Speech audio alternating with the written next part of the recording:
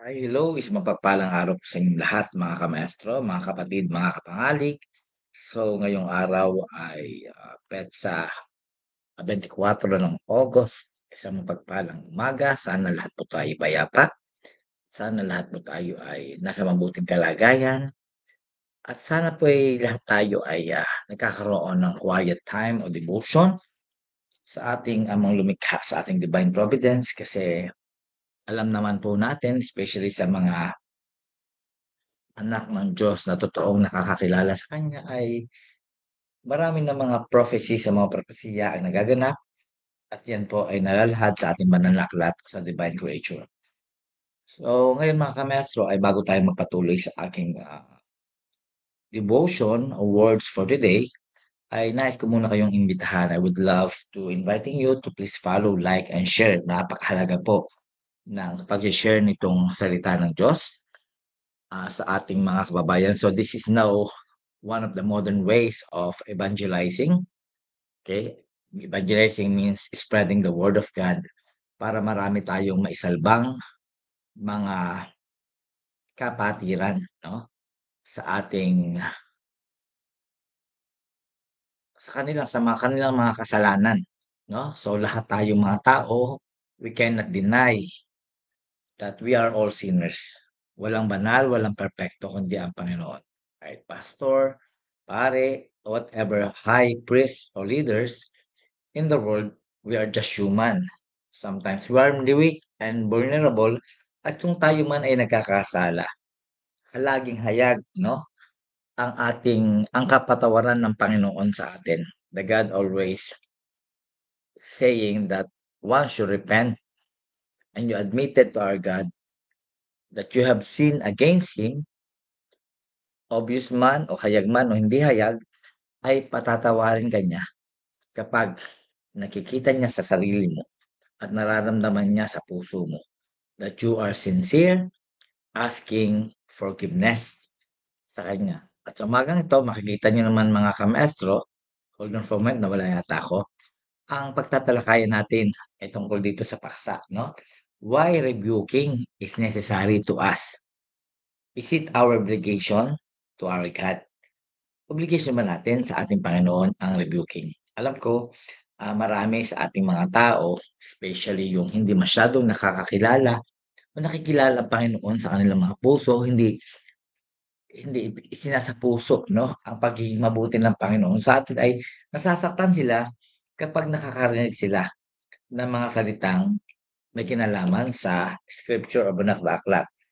I have no excuse on that. Dati nakokornihan ako, naiinis ako, pero hindi ko alam kaya pala ako nakokornihan ay naiinis dahil ang nagde-dwell sa akin ay Jezebel spirit or wicked spirit or bad spirit. I mean, satanic spirit.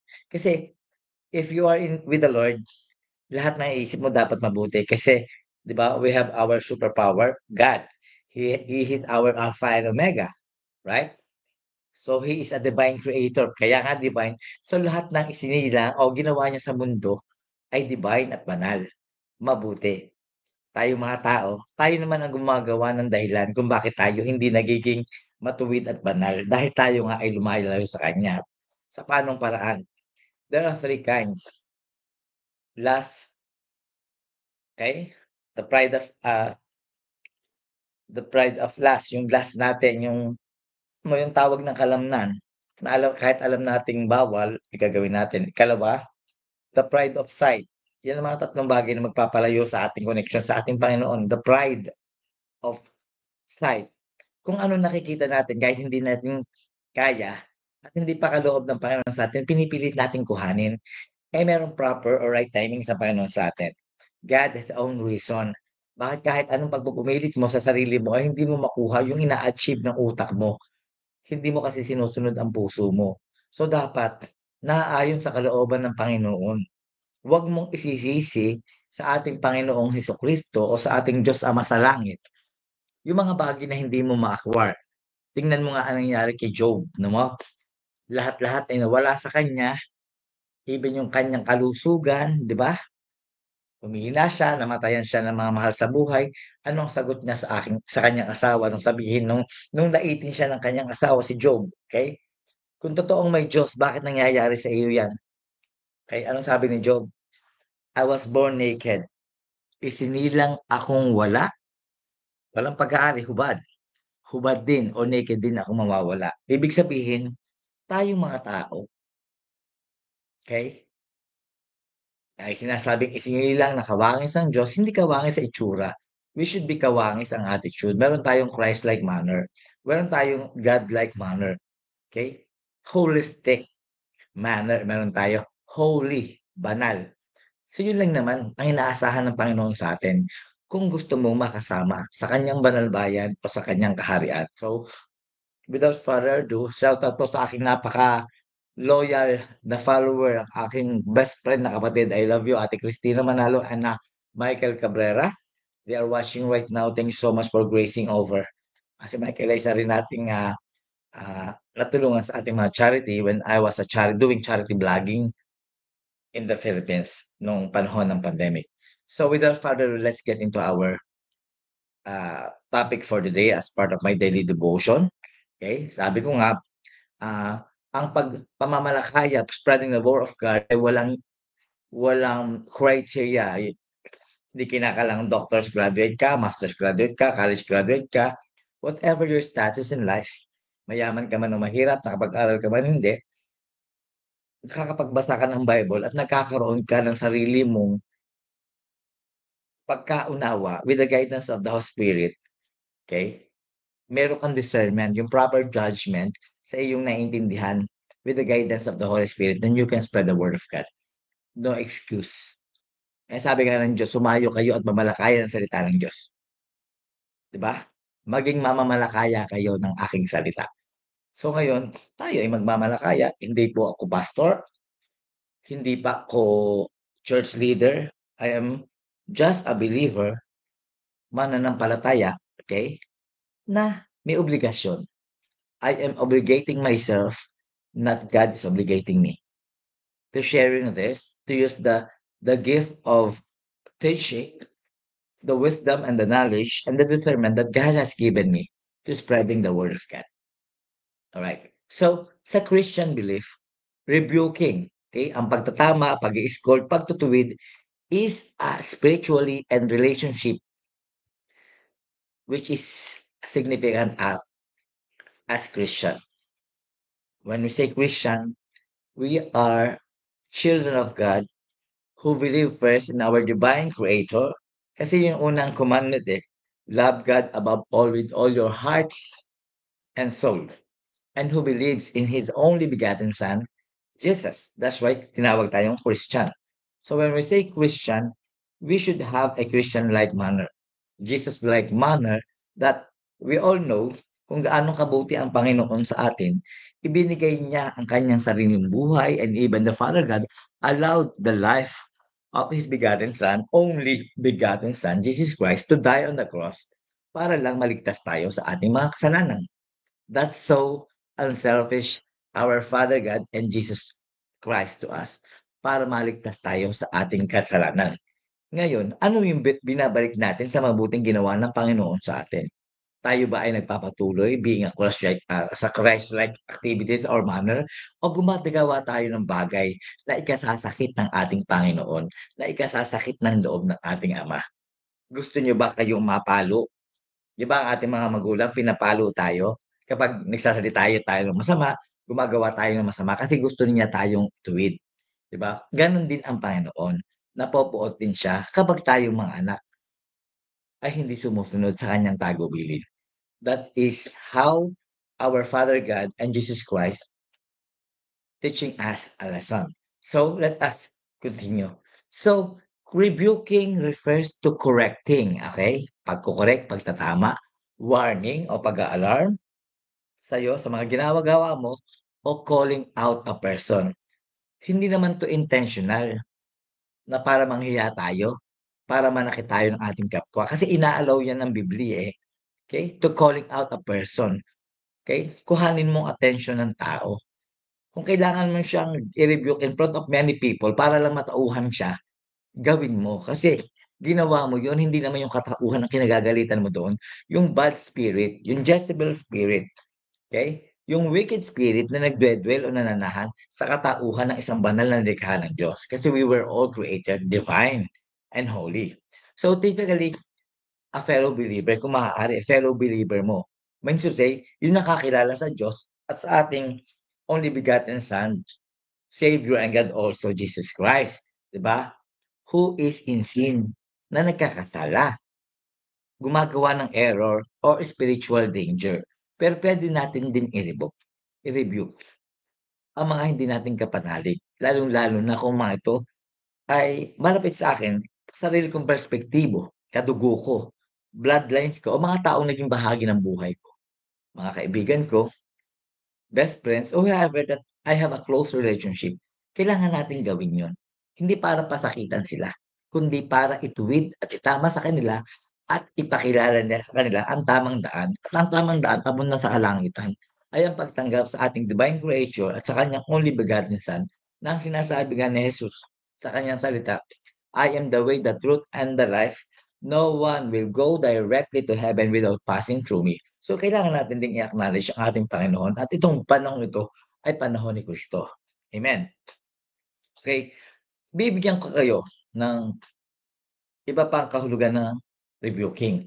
Ang rebuking is not just about confrontation, hindi mo kukumprontahin ang kapwa mo, okay? Para ipahiya siya. It's about restoration. I-restore mo ang kanyang faith kung wala na siyang pagkakilala sa Panginoon. Love, kaya mo siya nire-rebuke. Sabi nga, open rebuke is greater than secret love. Kaya mo tinutuwid kasi kailangan mong mahalin ang kapwa mo. Ay sabi nga ng Panginoon, love your brethren. Mahalin mo ang iyong kapwa. Mahirap gawin kahit yung kaaway mo, kailangan mo pa ring mahalin kasi obligasyon natin yan. Even your enemies. Kasi ayaw ng Diyos na tayo ay napopoot. Ang sabi ng Panginoon sa kanyang salita, kapag ikaw ay nagalit at pinaabutan mo yan ng galit sa puso mo hanggang kinabukasan sumikat ang araw, hindi na yan galit, poot na yan at yan ay kasalanan. Hindi rin kaaya-aya sa Panginoon, our Father God, and also His Son Jesus Christ. Okay? So, I will just give you a detailed breakdown about the definition of rebuke sa isang kontekstong Kristiyano, in Christian context. Okay? Sabi sa Christian context, to rebuke or scold someone, okay, isa sa mga kahulugan, reprimand or scold someone sharply. Pag sinabi nating sharply, medyo matalas. Inaalaw sa Christian context. Reprimand, pagalitan, scold, pagalitan, ang isang tao ng may katalasan. Kung kinakailangan mong masaktan siya, at yun lang ang makapagbabago ng mga makapagpapaalis sa mga bad spirit na namumuhay sa kanyang pagkatao, do it. Hindi naman siya ang sinaktan mo personally, yung pagkatao niya, kundi yung bad spirit na nananahan, nagdudwell sa kanya. Okay? Next, express disapproval of behavior of speech. Ayan na nga ang sinasabi ko. May mga taong nagsusumpa sa inyo, nagmumura sa inyo, nanghihiya sa inyo, nanglalait sa inyo. Sabi dito Christian context, express disapproval. Huwag mong hayaan. Kasi uulit-ulitin ng taong yan. So natutuwa yung Satanas kapag yung taong yun ay nakakasakit sa kanyang kapwa kasi si Satanas nga, 'di ba? Devil's advocate. Huwag mong hayaang ikaw na tao maging devil's advocate. Okay? Huwag mong hayaan. Kasi sinasaktan mo hindi naman yung kapwa mo eh, yung lumikha doon sa kapwa mo. Okay? At ang natutuwa ay ang si Satanas, yung bad spirit na nananahan sa iyo. Kasi kung ikaw ay taong nagmamahal sa Diyos at ikaw ang tao ay sumusunod sa ating Panginoon, okay? Magiging maingat ka sa iyong salita na maaaring makasakit sa iyo. Eh, sabi nga sa Bible, do not do to others what you do not what others do unto you. Huwag mong gawin sa iyong kapwa, okay? Ang mga bagay na ayaw mo ring gawin sa iyo ng iyong kapwa. Yun nga palagi kong sinasabi, ah, binabalikan ko yung mga masasakit na salita na sinasabi ng aking tao, hindi dahil gusto ko siyang pasakitan, para meron siyang matutunan. Kasi naniniwala ako sa Christian belief na open rebuke is greater than secret love. Kaya mo siya nire-rebuke, itinutuwid, inire-reprimand kasi mahal mo siya. Kailangan mo siyang mahalin kahit masama ang ugali niya. Ang hirap gawin pero kailangan natin gawin. Kasi yun ang kagustuhan ng Panginoon. Maging Christ-like manner tayo. Okay? Maging kawangis tayo ng ating Panginoon at yun ang gusto rin ng ating divine creator. Kaya nga 'di ba, hindi magpakabanal tayo hangga't kaya natin, malapit na nga ang end times, okay. Marami ng mga prophecies, mga propesiya ang nagaganap, away sa bansa, okay, mga tsunamis, mga hindi maipaliwanag na mga kasakitan, and a lot more, napakarami. Magmasid lang kayo, magbasa kayo ng Bibliya, ang lahat parang dati di ako naniniwala sa Bible, sabi ko, "Totoo ba itong Bible na 'to?" But when I come across, okay, I tried myself to be a bookworm, sinuri ko talaga lahat ng aking mga pinagdadaanan sa buhay. Okay, dati nagre-rely lang ako sa mga kakilala ko, mga kaibigan ko, pero minsan namamali yung advice nila. Pero magbasa ako ng Bible, ng Biblia, ng scripture, lahat ng idinulog ko sa kanya may sagot. Sa kasayahan ko, kalungkutan, challenges in life, the best friend that I had was Bible, the Word of God, the scripture. Hindi ka mamamali. Because sabi nga, yung aking Bible verse, life verse, Proverbs 3:5 and 6, Kawikaan 3:5 and 6. Trust in the Lord with all your hearts and do not lean on your own understanding. In all your ways, submit to Him and He will direct your path straight. Yun ay, sa Tagalog ay Kawikaan, Kapitulo 3, versikulo 5 at 6. Okay? Manalig ka sa iyong Panginoon ng buong puso at huwag kang magtitiwala o mananahan sa sarili mong kaalaman. Ano man ang iyong balakin, okay, plano sa iyong buhay, itaas mo lang sa Panginoon, hayaan mong ibigay niya sa iyo ang tuwid na daan. So yan ang isa sa mga life verse na aking isinapuso at isinabuhay kung bakit ako nagkakaroon ng ganitong kapayapaan. Marami mga divine providence ang pinagkaloob sa akin ng Panginoon na natatamo ko, lalo na sa kapanahunan ngayon na ako ay nagpapagamit na sa Kanya. Unlike before, talagang kung ite-testimony ko yung sarili ko, nung hindi pa ako nakakakilala sa ating divine, alam kong may Diyos, merong superpower, sumisimba, pero hindi ko naisasabuhay. Kasi yun ang kinauugalian, ng aming pamilya, okey? Sa aking mga magulang, sa aking mga lola, aking mga kapatid, nagsisimba, Katoliko 'no, na bago lang. I mean, I have nothing against any denominations as long as you are following the decree of our Father God in heaven, then matutuwa sa atin ng Panginoon. I mean, sabi ko nga sa aming relihiyon ay wala akong tinataas. I mean, sa aming church, parang 'pag ako nagsasalita wala akong tinataas na relihiyon. Ang tinataas ko yung relationship natin to God, our connection to Him. Binabanggit ko lang na born again Christian, ibig sabihin, born again Christian, hindi ka nabago, hindi ka isinilang uli. Born again Christian is you were born in spirit. The old in you has gone and the new has come. Pag sinabing yung mga worldly activities mo na ginagawa mo dati ay nabago na. You were not reformed. You are being transformed into a holistic individual or creation of God. I hope you understand. Okay? Pasensya na po at masyadong mag-explain si Maestro. Ikalawa, kaya express disapproval. Huwag nating hahayaan yung mga negative behavior or speeches ng tao sa atin. Kapag hinayaan mo lagi kang nilalait, minumura, hindi ka nakakatulong sa kanya. You are teaching her or him to doing it to other people. So, lalo siyang nagiging masama at doon natutuwa ang kalaban. Okay? Ang ikatlo ay correct with the goal of helping someone turn away from sin. Yan. Yan ang sinasabi ko. Doon sa kapatid ng aking kaibigan, ayaw kitang banggitin ng pangalan mo, okay, na hindi kita nire-rebuke dahil galit ako sa iyo. Okay? Mahal kita dahil anak ka ng Diyos at dati kitang kaibigan, best friend. I don't want to mentioning your name kasi nakalagay dito, correct with the goal of helping someone turn away from sin. Malayo ka sa kasalanan. Kasi ang lumalabas sa bibig mo ay pagmura, pagsusumpa, panglalait, anumang bagay na makakasakit sa iyong kapwa ay hindi ka lulugdan ng Panginoon. Eh, sabi nga, "Wag mong gawin sa iba ang ayaw mong gawin sa iyo."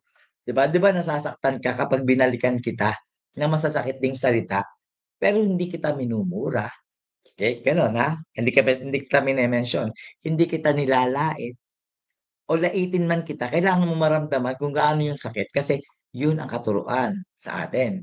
I-rebuke ka, okey? matuto tayong gumalang sa anumang nilikha ng Panginoon. Kahit nga yung mga hayop hindi natin basta-basta patayin.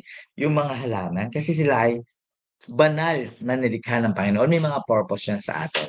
Okay? So biblically, it's often tied to spiritual authority. May otoridad tayo sa Panginoon.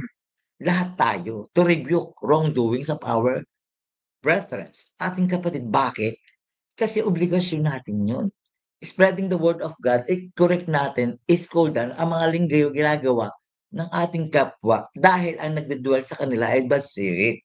So, kailangan i-cast out yung mga bad spirit na yan, mailayo yung mga bad spirit na yan sa katauhan ng ating kapwa para makilala at manumbalik sila sa kanilang dapat na gawain, which is manampalataya, sumunod, at maging mabuting mga anak ng ating Panginoon sa taas.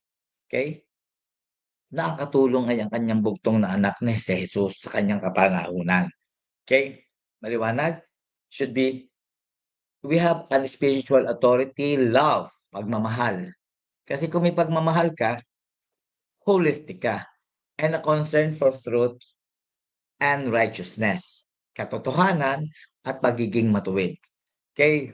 Ano ba yung biblical basis? Okay, basihan sa Biblia or scripture regarding rebuking, pagtutuwid, pagre-reprimand, or pag-scold. So, there are many verses, okay, about rebuking in the scripture, in the Bible, showing a vital part of Christian life. Pinakamahalagang bahagi ng buhay natin bilang mga Kristiyano. Those individuals, some of God, who first believe in our divine creator, who is our Father God, the Alpha and Omega, the creator of heaven and earth, and also, kaya nga Christian, we are also believing in His only begotten Son, Jesus Christ, who unselfish gave His life for us para maligtas sa ating mga kasalanan. Okay? Na minana sa ating mga nuno who happen to be Adam and Eve. So, alam niyo yung story na about the Genesis, the creation. Okay? Okay. So, Jesus rebuking. Okay? Ito yung isa sa verse sa Bible. Jesus, okay, rebuke sin. Next is demons. Of course, demonyo ang kasalanan. Hindi ginawa ng Diyos, ng ating divine creator na maging demonyo tayo. Kaya nga gumawa siya ng demonyo kasi yung demonyo na yon, si Lucifer, ay isang dating pinakamagaling na mga awit ng ating Panginoon. Pero sobrang paghahangad niya sa ating divine creator, ay ginawa siya ng sarili niyang kingdom. Meron pa rin siyang pakpak. Okay? May pakpak siya, di ba? Pero hindi kaaya-aya ang itsura niya. Hindi maamo. Meron siyang buntot, meron siyang gano'n. Anong tawag do'n? Parang malaking ano, di ba? Showing na unusual, strange, hindi normal yung itsura niya. Okay? Pero may pakpak siya. Di ba? Kita niyo doon sa Jean San Miguel and ano, and yung kalaban. Oh, yun, just that is just like a representation of that. Okay, hindi ko actual pa nakikita kung ano itsura ng demonyo. I mean, like that, no? And even I just believe in the God our spirit, okay, the God in spirit who is our divine creator. And even Jesus, hindi ko kilala personal ang itsura niya kasi wala namang ganon na nagpakita sa kapanahunan ng nabubumulan ng isinila ko hanggang ngayon. Basta, I just believe in the divine creator, okay, the first, because it says in the Bible, the greatest commandment, the first and the greatest commandment, okay, to all denominations is love God above all with all your hearts and soul. 'Di ba? Yun lang ang katuruan na alam ko. Okay, next. Sabi dito sa Jesus rebuking, Jesus rebuked sin, demons, and even his disciples, yung kanyang mga disipulo. At yan ay matatagpuan nyo sa Mark chapter 8, verse 33. Sabi nga niya, get behind me, Satan, to Peter. Okay, si Peter, get behind me, Satan, Satan. Okay? 'Di ba? Another one, hindi ko 'to ginagawa dahil sa sarili kong mga kaalaman, okay? Ito ay nagmumula sa ating banal na aklat, okay? He rebuked with authority and clarity. This is Jesus. Always aiming for truth and transformation. Yan ang nabanggit ko na kanina. As born again Christian, we should not be reformed. We should be transformed. The old has gone and the new has come. So talikdan na natin ang mga masamang gawi. Maging transform na tayo into a holistic individual doing things in accordance to the God's rule or decree. Yun ang gustong mangyari ng ating divine creator, the Father of our loving Savior also, Jesus Christ, di ba? Next, uh, doon kay Paul on rebuke sa aklat ni Paul. I know if he is Pablo kasi masanay ako sa English Bible. Okay, kung si Paul ay si Pablo, I believe si Pablo siya, okay? Ito ay matatagpuan sa 2 Timothy chapter 4 verse 12. Anong sinasabi doon? Preach the word. Ipamalakaya, ituro ang salita. Yan ay hindi salita ni Kristo, kundi salita ng ating divine creator na ipinahayag niya sa iba't ibang mga propeta mula sa panahon ni Musa, ni Moses, Jacob, Jesus, at kung sino-sino pang kilala nating mga propeta or messenger, okay? Or spreader the words of God, okay? Yun po. So sabi kay Paul sa 2 Timothy, preach the word, be ready in season, panahon, and out of season. Panahon at wala sa season. Reprove, rebuke, okay? Reprove ha? Rebuke, ituwid, mag-scold, mag-reprimand, exhort, mag-exhort, palalimin, palawakin with profound and heartfelt explanation the teaching in our scripture para matauhan ang isa nating kapatid na nagkakaroon ng di magandang gawi at lalong hindi kaaya-aya, unang-una sa mata ng ating divine creator at sa kapwa mong sinasaktan mo. So be careful sa ating mga sinasabi kasi ang salita ng tao ay parang blade, matalas.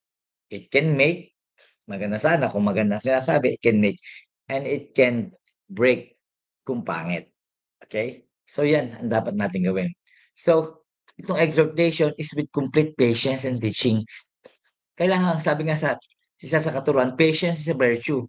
Patience is isang magandang asal. Okay? Kailangan maging pasensyoso tayo. Huwag nating tigilan ng tigilan kung mayroon tayong kapwang nananakit sa akin, nanlalait sa'yo, nagbubura sa'yo, sinusumpa ka, nilalait ka. I-rebuke mo siya ng i-rebuke hanggang matauhan siya. Hindi dahil galit ka sa kanya, dahil mahal mo siya, dahil gusto mo siyang matuwid at makakilala hindi sa demonyo, kundi sa gawang matuwid ay tinuturo na ang ating divine creator sa atin. Yun ang authority na binibigay sa atin ng ating divine creator, ng ating superpower almighty God, God of all gods, King of all kings, Lord of all lords. Okay? Sana ganun tayo.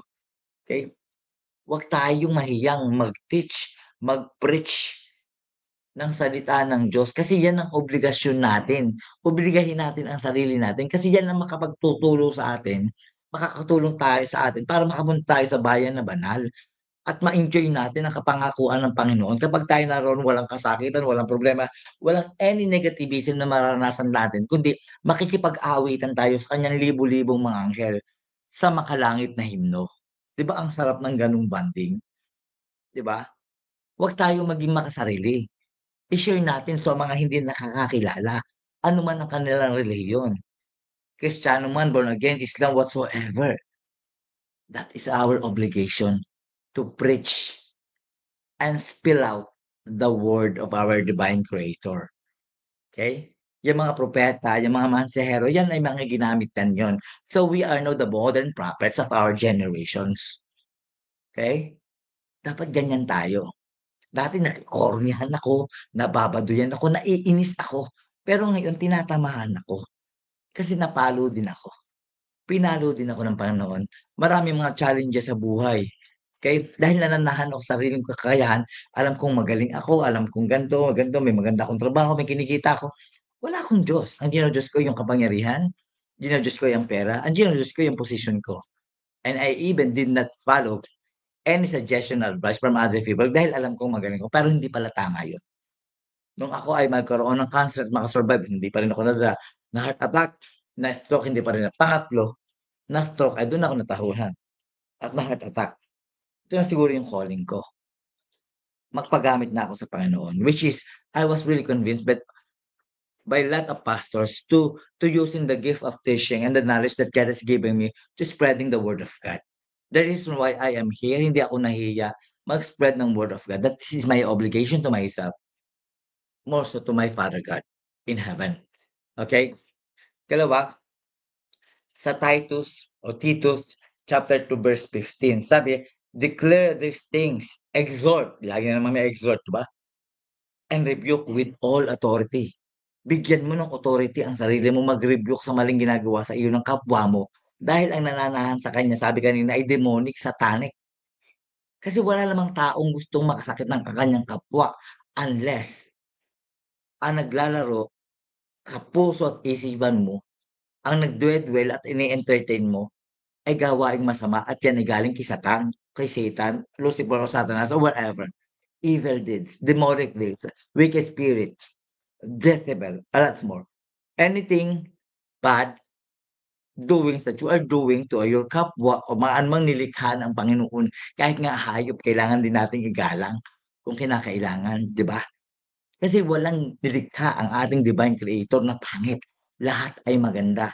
Nagiging pangit lamang kung paano i-utilize ng tao. Tulad sa pera, hindi kasalanan ng pera, naging pera siya. Pero kapag ang pera ginamit mo sa masama, doon ka nagkakaroon ng kasalanan. Kasi the love of money is the root of all evil. Huwag mong mahalin ang pera. Gamitin mo lang siya, pero huwag kang magpagamit sa kanya. Kapag nagpagamit ka sa kanya, diyan nalalabas yung bibili ka na ng kung ano-ano, 'di ba? Na labis-labis na hindi mo naman napapakinabangan, nakaano lang. Why not spread this to other people, share it to other people, 'di nakatulong ka pa at doon ka pa magkakaroon ng indulhensya sa kalangitan. Hindi ka man mabiyayaan ng mga materyal na bagay, I'm pretty sure if you will do it things in aligned to the Christ-like manner and to our Father God na nakikita niya, ang pinakamagandang regalo na binigay sa atin ng Panginoon ay hindi yung mga materyal na bagay na meron tayo, kayamanan, whatsoever. No, the gift of life. Be thankful that you are breathing. Be thankful na ikaw ay buhay. Kasi kung wala kang buhay, hindi mo naman ma-e-enjoy kung anong meron ka, 'di ba? 'Yun ang pananaw ko ngayon. Kasi ilang beses na akong muntikang mamatay. Siguro ito yung purpose ng Panginoon, bakit niya ako binuhay. Na gamitin ang talinong ibinigay sa akin in a proper way. To be of value not only to my family but to other people. And I don't want to mentioning that. Ayan sabi nga sa Biblia, kung anong ginawa ng kanan, wag mo na ipaalam sa kaliwa. Kasi alam naman ng Panginoon ginagawa natin. Kapag broadcast mo yan, may pride ka sa iyong sarili. Hindi natin kailangan magmalaki sa ating kapwa. Okay? Ipagmalaki niya yan sa ating divine creator, our Almighty God. Sa kanya lang tayo magmalaki. Na Panginoon, ito po ang ginawa ko, pero wag mo ang ikwento. Kasi pride of life mo pa rin yun. Okay? Pag-iimbot at pakitang tao pa rin yun, okay? Next, sa wisdom as a form of literature, okay? With wisdom literature, ang dami kasi mga perspektibo na explanation about rebuking. Sabi sa Proverbs o Kawikaan 27:5, better is open rebuke than hidden love. Oh, 'di ba? Open rebuke is greater than secret love. Kailangan maging bukas tayo sa pagtutuwid. Alam natin, sikreto nating mahal yung tao, ayaw natin siyang masaktan, kailangan mo siyang masaktan, kailangan mo siyang i-rebuke kasi mahal mo siya. Kung talagang mahal mo siya, gusto mo siyang maligtas, gusto mo siyang ituwid, okey? Talikdan ang mga maling gawi, ang mga satanic deeds, okey, na i-cast out ang mga evil deeds sa puso, sa utak niya, sa gawain niya kasi ihayag mo no, sa kanya, i-rebuke mo, i-scold mo siya ng ahasan, masaktan na siya. Kasi gusto mo siyang mabago. Ah, 'wag gano'n, na hayaan mo na lang ayaw kong sabihin sa kanya baka masaktan. No, tinuturuan mo siyang lalong maging masama. And that's what I have believed now. Ganyan din ako dati. Hindi ako prangka, hindi ako totoo, hindi ako indirect speech ako, ngayon dumidirekta na ako. Masaktan ka na sa masaktan kasi itinutuwid ko ang maling gawi mo dahil ang sinusunod mo ay si Satanas, okey, si Lucifer. Tandaan niyo ha, walang itinuro ang divine creator, ang divine book, scripture na masama. Walang negatibo, walang masama sa Biblia, Quran, whatever scripture you have. Nagiging masama lang kung mali ang inyong interpretasyon sa sinasabi ng scripture. Okay? The Holy Bible, Holy Scripture, kung ano man yung binabasa niyong teksto. Whatever your religion is, our religion is, still, walang bad doon. Ang nagiging bad lang ay mali ang interpretasyon o ginagawa ng pakahulugan into a negative way, and that is an satanic deeds. Okay? Kaisipang satanista yan. Okay? Next, sa Proverbs o Kawikaan chapter numbers 8, anong sabi doon? Do not rebuke mockers or they will hate you. Rebuke the wise and they will love you. Okay? Ang ganda-ganda nito. Kasi yung mga taong yan, feeling na ang gagaling nila. Ganyan naman talaga. Yung mga wise, yung feeling intelihente, feeling they are on the top of the world, okay? Mamahalin ka nila yung mga intelligence, pero yung mga mockers na mga panglait talaga yan. 'Pag ni-rebuke ng ni-rebuke, babalikan ka rin niya ng rebuke. Kasi mockers nga sila, eh, ridiculers, eh. Unlike doon sa mga wise, nare-rebuke mo, minsan 'pag na-rebuke mo yang mga wise na yan, natatauhan sila kasi matalino sila, nakakapag-isip sila, eh. Pero yung mga mockers, alam mo, they will still hate you. Nasa Proverbs 9 and 8 yan. So, ikatlo, kaya sabi ko nga ididetalye ko, what are the purposes of rebuking, pagtutuwid o pagtatama?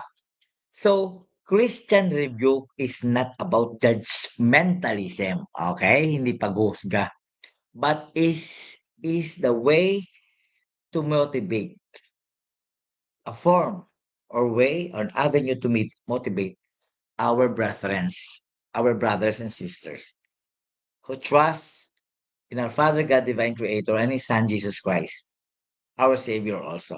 Alright? Ano ba yung purpose at saka explanation? I will explain it to you. The purpose number one is correction, pagtutuwid, di ba? Kaya tayo nire-review, kaya tayo pinapagalitan ng ating mga magulang is para ituwid tayo sa mga maling gawin natin. Nagmumura tayo, nag-aaway tayo ng kapwa natin, kung ano man. Ganon din ang Panginoon sa atin. Kasi ang Panginoon, the Divine Creator, is our Father. Kaya nga Father God. So kapag tayo may ginagawang masama, i-rebuke niya tayo.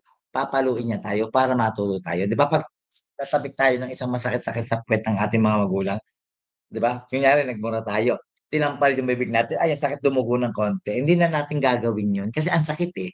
So 'pag napalo tayo ng Panginoon, hindi natin gagawin yun, okey? Nagmura ka, nagsumpa ka ng kapwa mo, 'di ba? Namamatay na, 'wag naman nating lalapit lalayo. Ang namatay ikaw o namatay mahal mo sa buhay, mag-iisip ka, eh, "Ay, ibinalik sa akin yung mahal ko sa buhay ang namatay, hindi yung nire-rebuke ko." Ay yung nire-rebuke mo ay anak ng Diyos, papaluin ka doon, dun ka matatauhan. Ay ang ang sinusumpa mo, kinakalas mong mamatay ay anak ng Diyos, naglilingkod sa Panginoon. Oh, hindi naman natin ipinapanalangin, masamang manalangin. May mga gano'ng mga instances that is happening in real life, na doon ka lang matututo kapag pinalo ka ng Panginoon sa sama ng lumalabas sa bibig mo, sa kabila ng mabuting ginagawa ng anak ng Diyos sa iyo. Kasi lahat naman tayo anak ng Diyos, eh, walang anak ng demonyo sa atin. Kung kini-claim mo ng anak ka ng demonyo, eh, obligasyon mo 'yan sa demonyo, hindi sa Diyos. Mas sinusunod mo yung kaliwa, hindi yung tuwid na daan, okey? Yung love, pagmamahal, of course, 'di ba? If you are in love, lahat ng mga beautiful feelings ay nasa sa iyo, okey? Masaya ka, excited ka, and it will show sa iyong perspektibo, sa iyong itsura, 'di ba? Gumagandang babae, gumagandang lalaki ka because of love, 'di ba? True love warns people of danger, okey? Spiritual or moral. Kung mahal mo yung kapwa mo, lagi kong sinasabi, mahalin natin ang ating kapwa. Hindi ibig sabihin nire-reprimand, ini-scold o nire-rebuke natin sila, hindi natin mahal. Mahal natin sila kaya tayo itinutuwid, 'di ba? Yung mga magulang natin, we should be grateful and thankful kung lagi natin napapagsabihan. napapagalitan. Kasi they have the intention to correcting our wrongdoings. Kapag hindi ka na kinausap, pinabayaan ka na ng mga magulang mo sa mga gagawin mong mali, diyan ka na matakot, diyan ka na matakot. Dahil yan ang kasiguradong hindi ka magiging mabuting bata, magiging mabuting tao, hindi lang sa iyong lipunan na kinabibilangan, kundi sa mata at kalooban ng ating Panginoong nasa langit, ang ating Lord and Spirit, 'di ba? Ano pa yung purpose ng rebuking? Restoration, pagpapanumbalik. Ano bang ibig sabihin nito, yung explanation sa restoration? This is the ultimate goal, okay? The greatest, kauna-unahang goal o hangarin. Ano yun? Kapag meron tayong restoration, repentance. We should repent. Magsisi tayo. Okay? Eh hayag naman, ang ating Diyos ay Diyos na matapat, mapagmahal, mapagkalinga, humble. Lahat na ng fruit of the Holy Spirit ay nasa ating Panginoon. Magnilay-nilay ka lang, maghingi ka ng tawad sa Kanya at naramdaman niya sa puso mo na sincere ka. Laging hayag sa Panginoon ang kapatawaran. And in that way, magkakaroon tayo ng direct reconciliation kaya nga tayo ay nare-restore. So naipapanumbalik natin ang ating greatest desire that should be as Christian. And that is the direct, sincere, close relationship with our Father God through His only begotten Son, Jesus, in our generation today. Okay? Panahon ni Kristo. Then, ano ba yung purpose pa? Of course, for protection. 'Di ba? Lagi nating gustong protektahan ang private interest natin, ang ating kapwa, lalong-lalo na yung mga mahal natin sa buhay. 'Di ba? Kaya nga sinasabi lagi, unahin natin sa pamamalakaya at pagpapakilala ng salita ng Diyos ang ating pamilya. Alam ko na nakalagay sa Bible na walang propetang tinatanggap sa sariling bayan, pero huwag kang susuko. Makukuha at makukuha mo ang loob niya na lumapit sa ating Panginoon sa taas at kay Kristo kung nakikita niya hindi lang sa iyong salita ang kabutihan mo, kundi sa iyong gawa. Sabi nga, action speaks louder than the word. Okay? Act on what you are preaching. Hindi ibig sabihin pastor ka, hindi ibig sabihin deacon ka. Magaling ka lang magsalita. You look very deceiving and enticing, but it's not actually reflecting on your actions. You should put it into action. Makita. Kasi hindi ka susundin ng mga anak mo, ng kapatid mo, kapamilya mo, kaibigan mo, kung you're still doing worldly activities. Okay? Yun dapat. So, this is the protection. It prevent us. Okay? Okay. Prevent sin from spreading. Okay? Ma-prevent, yun ang protection natin. Mapalawak ang maling gawa para lalo tayong malunod sa kasalanan. At dapat ang gawin natin, i-escalate ang kabutihan for us to reaching first the church, which is church tayo mga believers. Yung structure natin ginamit yun ay church structure, pero yung church tayo mga believers to reaching the church. Okay, mga believers, magpalago tayo, mag-invite tayo ng mga churches. The longs, 'di ba? The lost soul. Akayin natin sila mapalapit sa Panginoon. Okay. At yung ikaapat, who can rebuke? Who can rebuke whom? Okay. Number one, pastors and elders. They have the special responsibility to rebuke when needed. Yan ay nasa Titus chapter 1 verse 9. Believers to one another. Tulad ko, hindi naman ako pastor, hindi naman ako elder. I am just a believer to one another. Any Christians may labing rebuke another. Okay? Kahit pastor, pwede natin silang i-rebuke. 'Di ba? Mga matured Christians tayo. Yan ay nasa Lucas or Luke chapter 17 verse 3.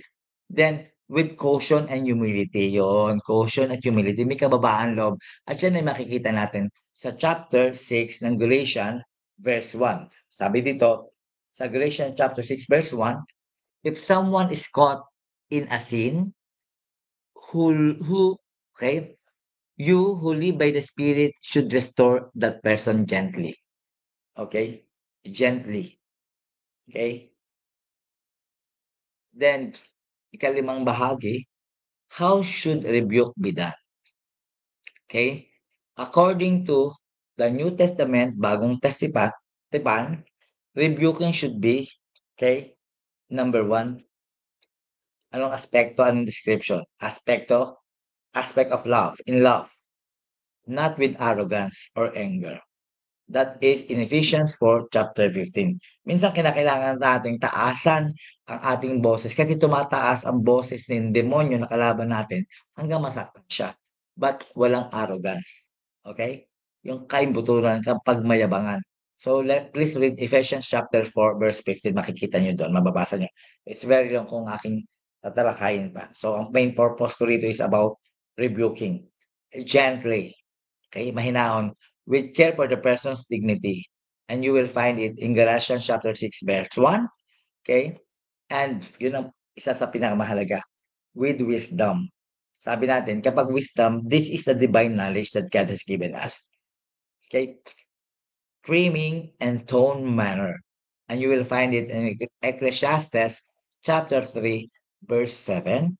And yung privately first. This is according to Matthew 18 verses 15 to 17. It outlines a process of private with witnesses, okay, in church. Okay, kung sa matindi na yun nangyayari sa isang grupo ng mga believers, sa isang church. Okay? At yung aspekto with the scripture, which is the Holy Bible or the Holy Book. This is grounded in biblical truth, not personal opinion. So kapag nagre-rebuke tayo, hangga't maaari, gamitan natin ng proof of evidence na hindi yun nanggaling sa salita natin, sa isip natin. Share a word, a verse from the Holy Book na makapagpaparema sa kanya. Magkakaroon siya ng rema, matataas ang kanyang spirito. Okay, at kaanim, okay, na-explain ko in details, responses to rebuke. A person's reaction to rebuke often reveals the spiritual maturity. Yan. Kaya tayo nagre-rebuke na ay nagpapakita na nagiging matured na tayo sa ating aspektong pang-spiritual. So the wise receive rebuke and grow. Yan ay makikita sa Kawikaan o Proverbs 9 to 8. The foolish reject rebuke and grow hardened. Yan pa rin ay makikita. Usually sa mga Kawikaan, Proverbs 15 verse 5. And yung the hardened may even become hostile, di ba? Hardened or magiging hostile. Yan ay nasa Lucas or Luke 6, verse 26. So pakibasa nyo na lang yan. At yan ang ilang mga Bibles that links about the responses to review. Okay? At kapito, God rebukes His children. Bakit inituwid ng Diyos tayong kanyang mga anak? Okay, sabi sa Hebrews, kay mga Hebrew, mga taga-Hebrew, chapter 12, verses 5 and 6, my son, sabi ng ating Panginoon, ng ating God, my son, do not regard lightly the discipline of the Lord, for the Lord disciplines the one He loves. So, nire-rebuke tayo ng Panginoon dahil mahal niya tayo. Tinutuwid niya tayo dahil mahal niya tayo. Pero kapag hindi natin naramdaman ang kanyang pagtutuwid, ibig sabihin, napakatindi ng Satanas, ni Lucifer, na nagdwedwell na spirit sa ini-entertain mo sa templo mo, which is your banal na katawan. Templo to bigay ng Panginoon, di ba? Okay, God's rebuke is an act of fatherly love, di ba? Not punishment for its own sake. Hindi tayo pinaparusahan ng ating tatay, literal, ng ating mga magulang, nanay, dahil para sa kanila. Kaya tayo pinaparusahan, kaya pinapagalitan, nire-rebuke, minsan napapalo, gusto nila tayong maituwid at maging mabuti tayong mamamayan. sa ating lipunan. Gano'n din ang Panginoon sa atin. Kung tayo matatanda na, mga matured na tayo, kailangan tayong ma-rebuke, ma-follow ng Panginoon para maging mabuti tayong mga anak ng ating divine creator. Okay? At ang ikawalo, pasensya na't napahaba, church discipline and rebuke. Church, sa pamanambahan, no? In more serious or ongoing situations, rebuke can be part of church discipline, pagdisiplina sa isang panambahan. Okay? Ano man ang iyong relihiyon. Okay? Public rebuke. Ayan, minsan ganyan ang ginagawa ko. Publicly, sasabihan ko, katulad kanina, may sinabihan ako publicly kasi hindi na siya makuha ng holistic, ng one-to-one rebuking. Okay? Ayan ay according to 1 Timothy chapter 5 verse 20. For leaders who persist in sin. Okay? Kahit mga leaders na, kahit pastor na, kahit pari na, kahit ustad, no excuse to committing sin. So tayo mga believers na naniniwala sa Panginoon, may karapatan tayong i-rebuke sila. At may karapatan din silang i-rebuke tayo kasi nga matured spiritually tayo. Kahit kung naniniwala tayo sa ating divine creator, kailangan maging matured. Hindi lang sa emosyon, sa isip, more so sa spiritual. Kasi yung spiritong ito magdadala sa atin doon sa eternal life. Maaring doon sa lake of fire, kung yan ang pinili mo, o doon sa langit, kung yan ang pinili mo. We have our own choice and option. Okay? Ikalawa naman yung excommunication. Yan ay nasa 1 Corinthians chapter 5. If a person refuses to repent, kapag ang isang tao ay hindi humingi ng tawad sa ating Panginoon, sa ating divine God and His only begotten Son, there's no way for him or her to enjoying the everlasting happiness in paradise. Doon siya pupunta sa lake of fire. Alam niyo naman ang description ng fire. Habang buhay kang naglalangoy doon, may mga uod na buhay sa iyo, mararamdaman niyo ng iyong spirito. At sino mang makakapunta doon, katulad sa istorya ng mayaman na si Lazaro, 'di ba? Yung mayaman humihingi ng kahit napatakan siya ng tubig, pero ipinagkait sa kanya. At yun ang nakakatakot. Sa dalawang lugar na puwede nating puntahan, once napunta ka diyan sa impyerno, napunta tayo sa impyerno, even I myself, I cannot say that I will go straight to heaven. Hindi ko alam kung ano ang divine judgment na mangyayari sa akin. I'm not claimant. Tao lang din ako nagkakasala, okey? 'Pag napunta tayo dun sa impyerno, wala ng labasan. Habang buhay na ang iyong espiritu na magdurusa, maglalangoy dun. Walang kamatayan. Walang kamatayan na ikaw ay nakakaramdam ng init. Eh, dito nga sa atin nga sa Batangas, eh, 'di ba, wala ng kuryente, eh, banas na banas ka, 'no? Isang araw maghapong walang kuryente. Sa Manila sobrang init, what more doon, naglalangoy ka sa apoy, nasusunog ang iyong eternal life, your spirit, tapos may mga uod na buhay, 'di ba? Eh, makakita nga lang tayo ng uod nandidiri tayo, what more tayo mismong inuud, nakikita nating inuud ang sarili mo.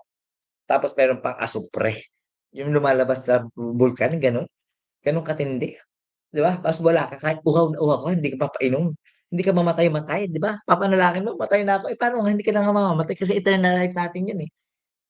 Dalawa lang naman ang magiging citizenship natin, eh.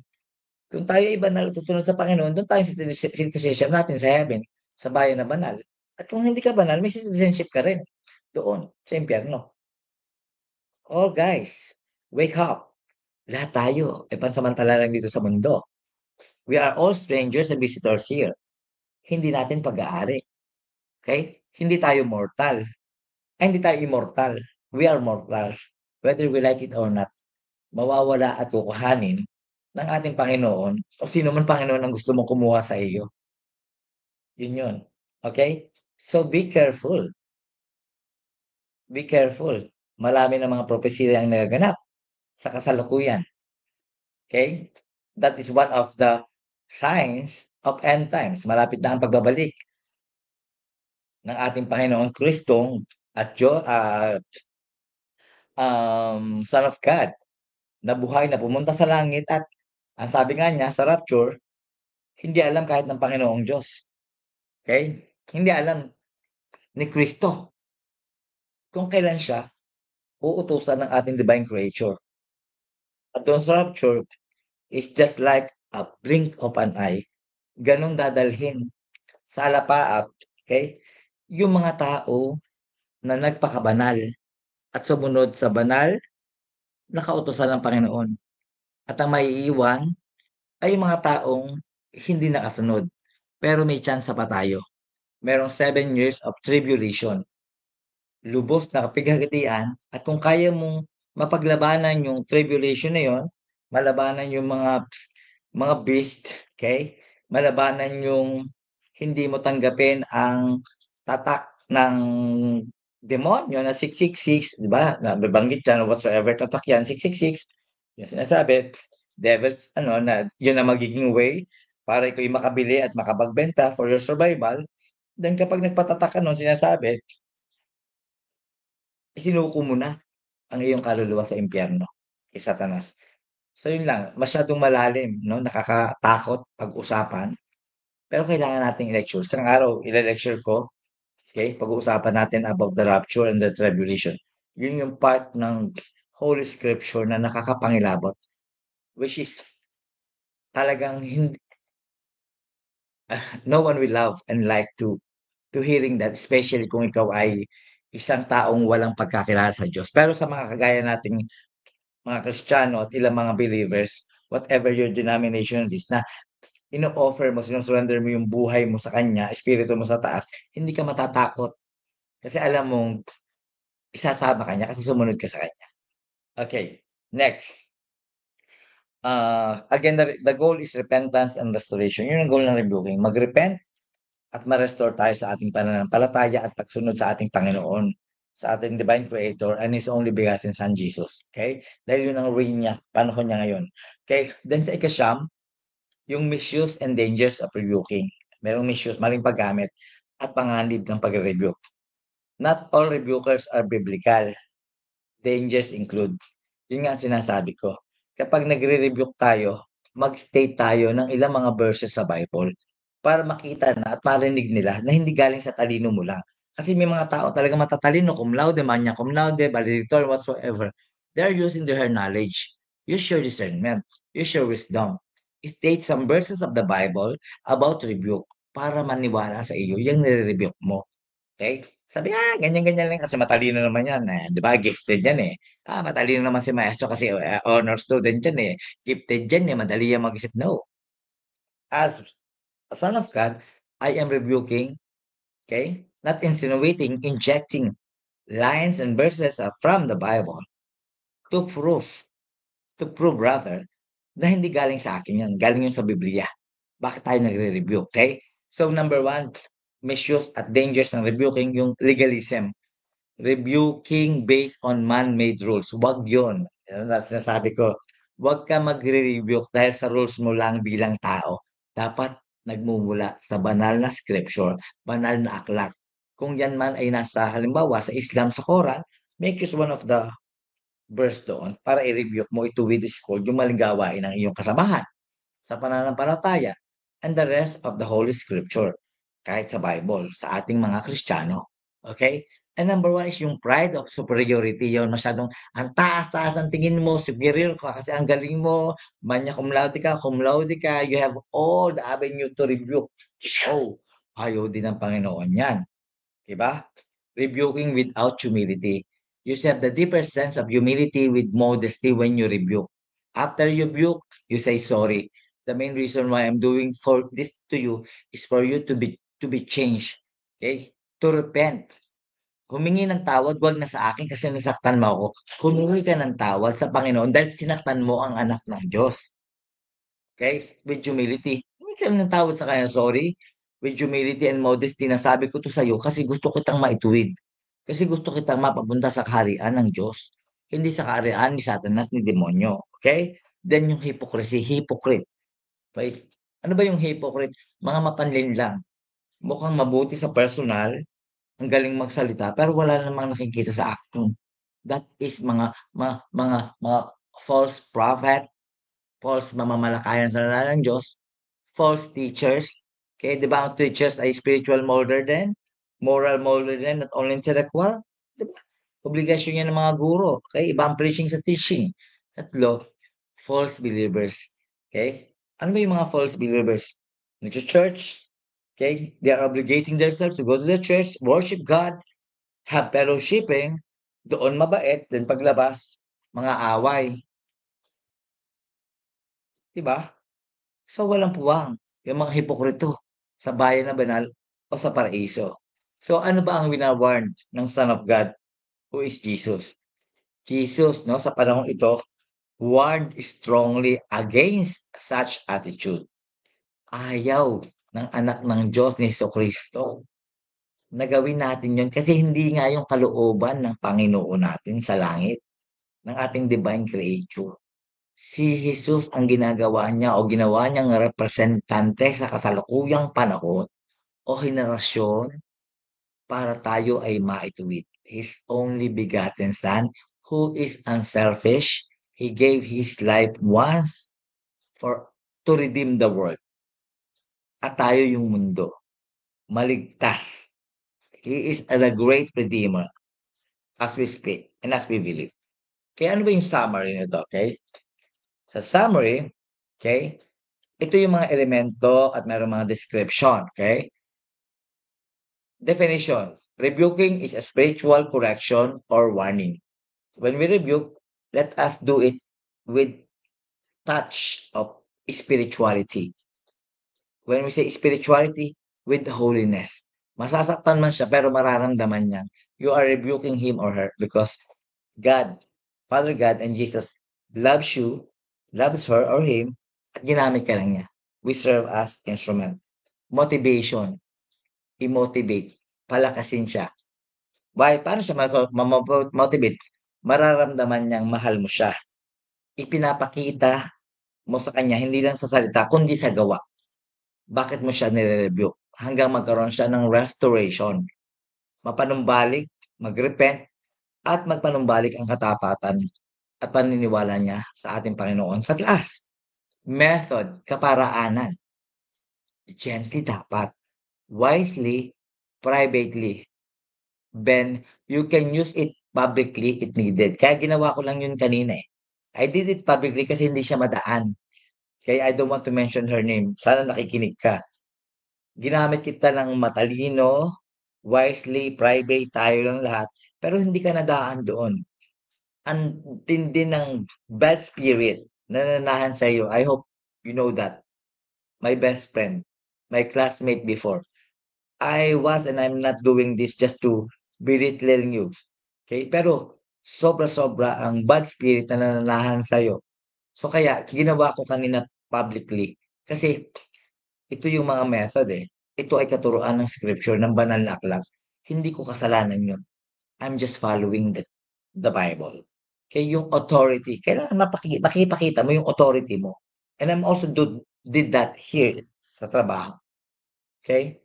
I should show the authority that you should respect me, that you should follow me because what I'm doing is for our betterment, for the welfare of the company first and the welfare of all the people working in here, not for my benefits. Kasi hindi naman ako nag-a-ask ng additional salary or increment kung madagdagan ang trabaho ko because I love what I was, and I'm doing for the welfare of the company. That is a generous act and welfare of our colleagues dito. I used to impart the learnings that I have. Hindi yun sign ng kahipokrituhan. Nagtuturo ako ng libre this because I want to do that because yun ang gusto ng Panginoon. I-impart ko yung knowledge na binigay niya sa akin, huwag kong sarilinin kasi kasalanan yun. Ayaw ng Diyos na makasarili because I believe in myself, 6 feet under the ground when I die, kakainin lang ng lupa, ng uod ang utak ko. Why not to spread it para dumami ang makinabang at magamit din nila kasi naranasan nilang turuan sila ng libre, baka gumaling sila, ganun din ang gawin nila. That will be domino effect in good way. Dapat ganun tayo. Hindi domino effect in bad way. Kasi ayaw nga ng Panginoon yun. Kung gusto mo mapapunta kay Satanas, eh, sabi mo bad. Pero ako, sabi nga may choice tayo, di ba? May divine choice tayo. Kung holistic ka, good for you. Pero kung bad ang decision mo, sorry, hindi ka kalulugdan, kamumuhian ka ng ating divine creator. Okay, example, no? Yung authority, all believers. Okay, may authority tayo, believers, hindi lang sinabing pastors, hindi lang sinabing ustad, hindi lang sinabing priest or high priest. All believers, lahat ng mga mananampalataya, kaya nga believe mananampalataya, we have all the rights to rebuke anyone else's, even the anointed one. but especially the leaders. Siyempre kapag leaders na sila, dapat mas matured sila spiritually more than the believers. Pero believers, we can also rebuke if yun ang nadi-discern ng spirit natin. Okay? The spirit that God has given us. Kasi walang pantay lang tayo, walang disparities. Nataon lang na nauna silang naging banal. Okay? Walang matuwid na anak ng Diyos. Lahat tayo ay weak and vulnerable. The only perfect is Jesus and the prophets and our Father God. Even nga yung prophets minsan nagkakasala sila, di ba? I mean, napapatawad sila kasi nagre-repent sila, nagre-restore sila ng faith niya kay Lord. Okay? Then, yung outcome sauce, kaya masyadong malalim, no? Repentance, yun naman talaga eh. If we repent, we will reconcile, then we will grow or grow.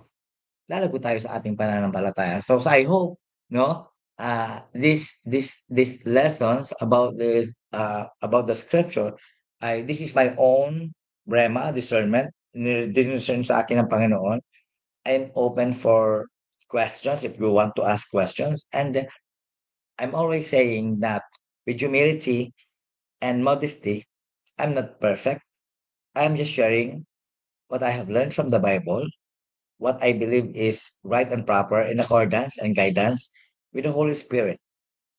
Kung may namali ako, I'm always willing to be rebuked. Once again, if this is the first time that you're watching me over here, my Facebook page, please consider follow, like, and share. At pag-comment na rin po kayo kung ano yung mga natutunan nyo para magkaroon tayo ng magandang engagement. Once again, kung yung guro, Maestro Manalo, always saying spread love, kindness, quote-unquote, positivity. Bye for now. And see you on my next vlog or whatever I'm doing niche in my social media account. Paalam and God bless everyone.